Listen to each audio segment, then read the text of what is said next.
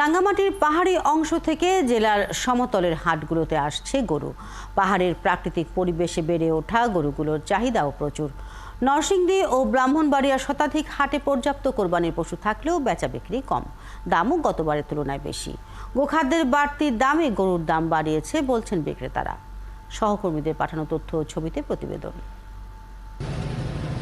এখন জন্ম সনদ দিয়ে খোলো বিকাশ স্টুডেন্ট অ্যাকাউন্ট। নিজের বিকাশ নিজে কর। রাঙামাটির কাপ্তাই হ্রদের নৌপথে ট্রলার ভর্তি গরু যাচ্ছে সমতলে। পাহাড়ি এলাকার এসব গরু বিভিন্ন হাটে নিয়ে যাচ্ছেন ব্যাপারীরা।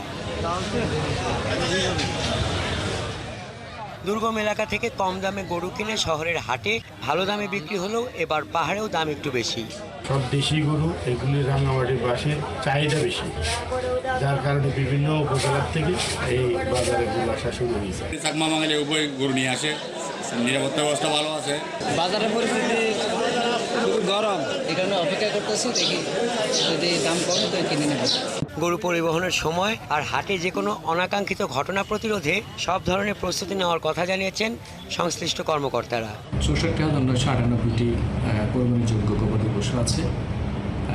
এর মধ্যে আমাদের রাঙামাটির চাহিদা হলো 59,946টি। প্রতিবারের মতো এখানেও আমাদের প্রায় 3 স্তরের নিরাপত্তা ব্যবস্থা থাকবে, পোশাকি ব্যবস্থা থাকবে, সার্বক্ষণিক কন্ট্রোল রুম থাকবে। এদিকে নরসিংদীর হাটগুলোতে ছোট বড় গরুর পাশাপাশি উঠেছে প্রচুর মহিষ, ছাগল ও ভেড়া। তবে পশু খাদ্যের দাম বাড়ায় গবাদি পশুর দাম বেশি, তাই বেচা কেনাও কম। আজকে বাজার খুবই কম। আশা করা যাইতেছে সামনে 2 বাজারে একটু বাজার মূল্যস্ফীতি হবে। গরু এটা কিনে এনেছি 18,000 টাকা, গরুর দাম হলো 10,000, 5,000, 7,000। আমি আসছি মাধবদী থেকে, এখানে আসছি কুরবানি, মূলত কুরবানি পশুর গরু কুরবানি দেওয়ার জন্যই।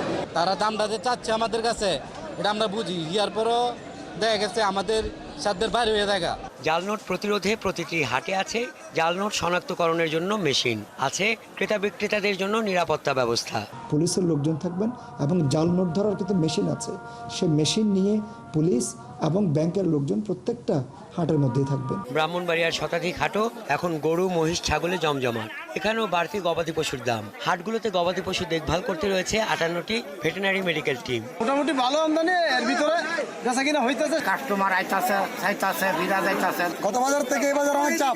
এই টিমগুলি কুরবানির হাটে যে ক্রেতা এবং বিক্রেতা উভয়কেই সহযোগিতা করবে। যদি কোনো পশু অসুস্থ হয়ে যায় তাৎক্ষণিকভাবে তার চিকিৎসা সেবা প্রদান করবে। ব্রাহ্মণবাড়িয়া এবার কোরবানি পশুর চাহিদা প্রায় 1,27,000। এই চাহিদা মেটাতে এখানে প্রস্তুত গবাদি পশুর পাশাপাশি বাইরের জেলা থেকেও আসছে পশু।